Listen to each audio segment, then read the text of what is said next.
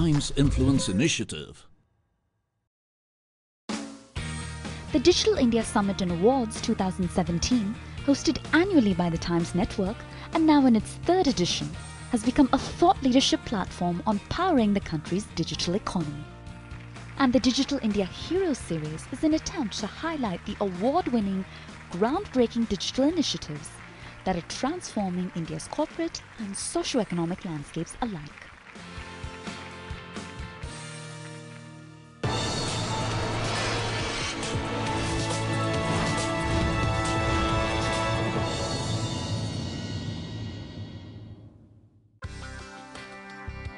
Welcome to the Digital India Summit Winners Series.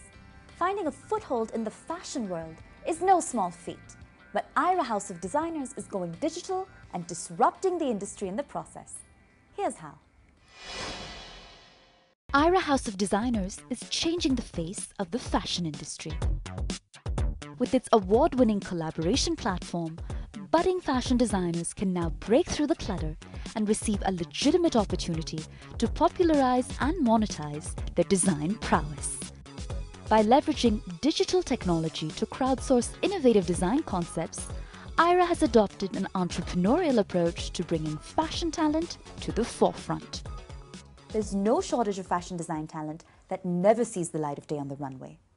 Why is that in your view? It's very true that there are lots of people who are talented fashion experts and designers and they don't get a chance. There are three main reasons to it. One is access. The access reason being that if they are from a place like a Jaipur or an Aurangabad or a Jharkhand, they never get to reach out to the audience that actually will buy their clothing, right? Who have the disposable income to afford that. Therefore, access becomes a huge challenge. The second and the most important thing, you have to invest. Because if you talk about the fashion industry as such, not everybody today goes to a bank and can get a loan or get a funding from a VC or an equity partner who would invest in their talent for a long-term proposition. So everybody wants to see instantaneous results, right? So not everybody has the financial backing to become a Sabyasachi or a Tarun Tahiliani. So there are dreams that are dying in households every day. And the third and the most important aspect is communication. What I mean by communication is that every fashion designer has to be a fantabulous salesperson. So the textile industry in India is close to about 50 billion, which means the possibility is humongous. Somebody has to just come and disrupt it. What is Aira's approach to the problem, and what is the insourcing and collaboration platform designed to achieve? We started Aira with a fundamental problem statement. We wanted to bridge the gap between talent and buyers, right? You cannot do it feet on street. So the Aira Design Collaboration Platform has opened up its technology, or rather the opportunity, to hundreds and thousands of talented designers, not necessarily from an NIFT or NID. You can be a housewife who has passion in designing, who's good with art, sketching something out, taking a picture over the phone and mailing it to us. It's that simple. So the question is, can we bring people closer using technology and give them an opportunity to monetize their talent by getting them more accessible to buyers? There seems to be a hybrid online and offline model in play here. How scalable is this model?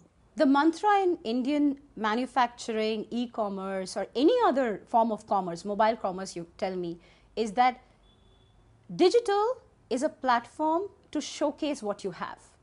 Offline is a platform for fulfillment. It's like this. We had a very clear roadmap, like I like to call it, in our framework of building Aira. It was very simple. The first year, we are going to focus on having an online and an offline presence just to understand the customer's buying patterns, right, before we expand into further cities. So we started with Bangalore, and we started with just offline. We didn't want to even do online because we wanted to see people's responses to our clothing. Within a matter of 6 months, we broke even because people were loving what they were seeing at such an affordable price. Because when you walk into a designer store, you think of shelling out about 40,000-50,000 rupees, but here they could take away a designer garment for anywhere between 2,000 to 10,000 rupees. And that led us to kind of believe that we can now take the model online. The model is structured in a way that it's meant to be scalable. So if you look at the manufacturing industry as such, there are 3 parts to it. The first part comes with sourcing. Sourcing is about the kind of fabrics that you want to pick up from weavers, from garment manufacturer, and so on. Then comes the design part, which is the critical part, right? Because at the end of the day, a fabric has no life till it actually embodies somebody and makes them look good. So design becomes the critical and the most essential part. And always the challenge with most boutiques and fashion houses has been the lack of talented designers, because they're always looking to pick up people from institutions. And where do they find them? After they leave the institution, they go back to where they came from, or maybe working with larger fashion brand names and never get to have a name of their own. So with IRA, the scalability part is that talent is already there. We know that the market demand is already there because the exports are increasing by almost 10% year on year. The number of people who can afford, clothing is kind of, when I say clothing, is curated clothing, is increasing by 17% year on year. So demand is there. The lack of supply was the talent. And the third important angle is manufacturing, which we already have, because manufacturing pretty much is like a structured, conventional method of doing production. For fashion designers, protection of their design, which is ultimately their IP, is everything. How do you incentivize them to participate in this platform? Now, the first thing that we are doing is we are not restricting ourselves to designers with a degree, right? We are opening our platform to anybody who's talented.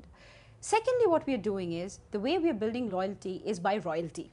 So for every sale that happens, they get a royalty. So now think about it. If I tell you there is a lifelong possibility to make revenue, wouldn't you be loyal to me? So we have a strong legal team that works with the designers to ensure that they have an exclusivity contract with us and they're not sharing the same designs with anybody else. Plus, the technology enables us to crawl across all live data sources to avoid any kind of plagiarism in design. So we are also building intellectual property in design. So think about it. Technology is enabling us not only to bridge the gap between talent and demand, but also enabling us to avoid intellectual property violation in design standards. So we are building a new method of quality and standardization in the design world itself. And what success have you had bringing first-time designers into the fold? That's a brilliant question you asked me, and that was the whole motto, or rather the vision with which we built IRA, that how we can allow talent who've never been recognized to get a foothold in this industry. So currently IRA has over 120 designers who've been contributing on our platform on a regular basis, and 82% of them are absolutely new. So which means they have, firstly, when I say new, they don't have a design degree, and they have never had a chance to showcase their design. So we have somebody from Jharkhand, a lady by the name Rima. So when she wrote to us, she said, I'm a housewife, I have 2 children, I always had a knack for art, and I have done this. Do you think I have a possibility to be acclaimed and acknowledged? And we said, of course. And she's one of those people whose design have sold the largest. So see the opportunity of self-sustainability and self-employment that we are opening up to the whole of Indian talent base. And what are other applications of digital technology that you envision revolutionizing fashion design in the future? What are the 3 main components when it comes to fashion, right? One is design, where we have to create intellectual property, and that's what I said. See, why should only software and hardware be patented? Design can be patented as well, because it is something which is a curation of your mind. It is indelible, it is important. So you should be able to create intellectual property.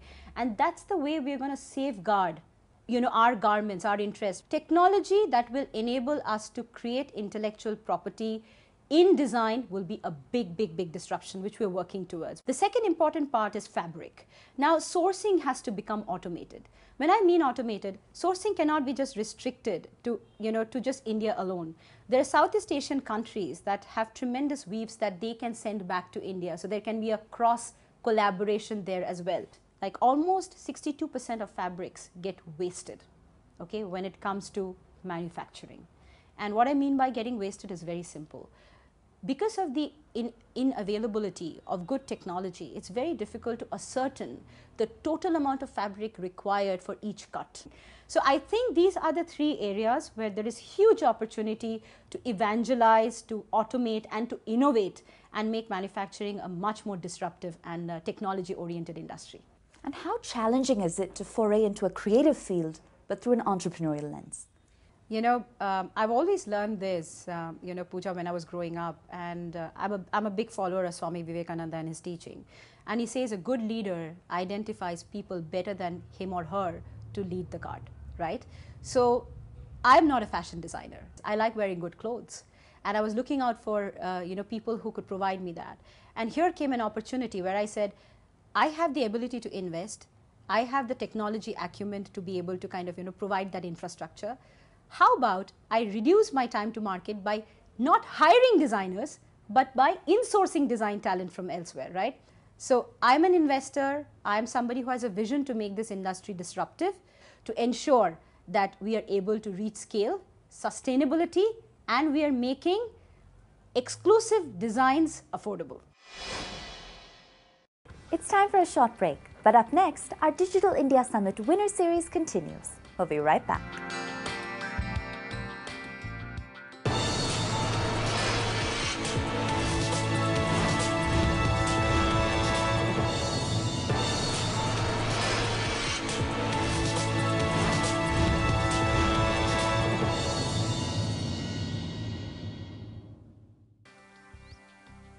Welcome back to the Digital India Summit Winners Series. With a structured, scalable approach to planting trees, Sankalp Taru Foundation is supporting rural livelihood in the most innovative of ways. Here's how. Sankalp Taru Foundation is planting and proliferating trees across India with a single swipe. With an online platform that connects environmentally conscious urban dwellers with rural farmers from the country's most remote regions, the foundation is firmly focused on the triple bottom line. Scaling plantations by sowing the seeds of technology, Sankalp Taru Foundation is nudging marginalized communities forward while neutralizing carbon footprints. Tying digital innovation with traditional irrigation techniques, Sankalp Taru is hard at work and rapidly redefining rural livelihood in the process. So the literal translation for Sankalp Taru Foundation is pledge to plant. Walk us through the underlying premise. While we conceived this idea of Sankalp Taru, what we have felt is in the society there are people who are conscious about creating greenery, planting trees, but they don't have a very credible platform through which they can contribute. So we have created an online platform where they can plant trees from anywhere in the world, and then this tree is physically planted on ground, and then this plant is nurtured by our beneficiaries, which could be farmers or students, and then every plant which is planted on ground is nurtured into a tree which benefits not only to the environment but to the entire society as well. Well, there seem to be many stakeholders in this ecosystem, but how do they stand to benefit? So the impact is very wide in terms of environmental impact, and then yes, there is a social economic impact as well, as we are helping farmers by not only planting trees in their field, but which creates greenery in return, but then this also brings livelihood options for them, increases their yearly income. That's the impact which we see, which is very wide. This platform connects rural farmers with urban environmental enthusiasts. Walk us through the technology components that make this integration seamless. I'll just give you an example. So someone sitting in Bangalore might want to plant a tree and gift it to his sister on the birthday. So that could be the intention. And then, they come to sankalptaru.org portal. They can select to plant tree across 10 to 14 states which we have. So from Leh Ladakh to Tamil Nadu, we are operational in various places. The notification goes to, suppose they have planned to plant this tree in Leh Ladakh. The notification goes to the coordinator in Leh Ladakh. On their phone, they get this notification that they have to plant, suppose 10 trees. They plant it physically on ground at the beneficiary's field and geotag photograph these trees, upload the photographs, and within seconds after plantation, the mail gets triggered, and the person who had planted this tree virtually from Bangalore gets the notification, hey, your tree was planted at so and so place. Here is the beneficiary farmer in whose premises we have planted this tree. Here is the photograph of your tree. In case you want to visit your tree, here is the location on Google Earth. So complete transparency is maintained in the entire process, and the technology platform has helped us creating this seamless integration where the contribution trickles down from the contributor to the beneficiary, and then it takes the shape of a tree, which impacts the entire ecosystem. There seems to be a shared environmental and socio-economic benefit here. How do you measure the impact? So, as far as the environmental impact is concerned, the matrix is in terms of what is the CO2 absorption, which this tree is going to sequester throughout the lifespan. That is first. Second is what is the total area which we have turned into green belt or green orchards. So in terms of acres or hectares, then it could be what is the total oxygen released by this tree throughout the entire lifespan of the tree. Then it could be if we have checked soil erosion or prevented or increased the groundwater table. So there could be various parameters for the environmental impact metrics. As far as the socio-economic impact goes, it could be what is the increase in net income of the beneficiary farmer, how many people we have engaged in the entire process. So that farmer could have many family members working in the field, and then we could be impacting their livelihood. That could be second. Third would be what is the nutritional need which we are meeting of the entire nation by growing fruits. So the list is very long in terms of metrics. How scalable is this model and how reproducible is it ultimately?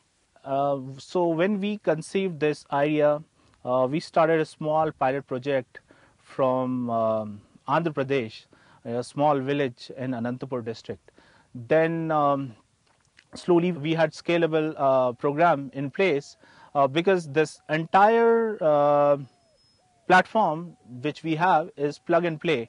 So suppose whatever best practices, metrics and processes which we had in place in Anantapur, we have replicated all these processes throughout the plantation sites which span today across from Leh Ladakh to Tamil Nadu, from in the west from Barmer to West Bengal in the east. So it's quite plug and play model which has helped us in scaling up our operations. Not too long ago, you were working in the software space in the States. Could you have imagined then that you'd be sitting in a 35-kilometer pomegranate orchard and essentially empowering rural livelihood with your initiative? So, yes, there was always a zeal to give back to society and Mother Nature. And then when we came up with this idea of, channelizing contribution online of tree plantation. So definitely it has become a success. The credit not only goes to the technology platform or the entire Sankalp team, but surely to the beneficiaries who day in day out nurture those plants and strive to make those plants grow into a tree. Sankalp Taru Foundation, in its mission to create a greener India, has garnered the support of everyone, from students to the armed services. Planting trees against and amidst the harshest of natural landscapes, the foundation is deeply committed to providing sustainable incomes alongside a sustainable environment. Planting with a deep sense of purpose, Sankalp Taru Foundation is making India eco-friendly and future-ready, one tree at a time. Well, that brings the Digital India Summit Winner Series to a close. We'll see you next time. Next week on Digital India Heroes, we bring you another set of winners from the Digital India Summit and Awards 2017. A company that's bridging the country's immunization gap, Khushi Baby, and a social enterprise on a mission to revolutionize rural education, CLT India. Stay tuned.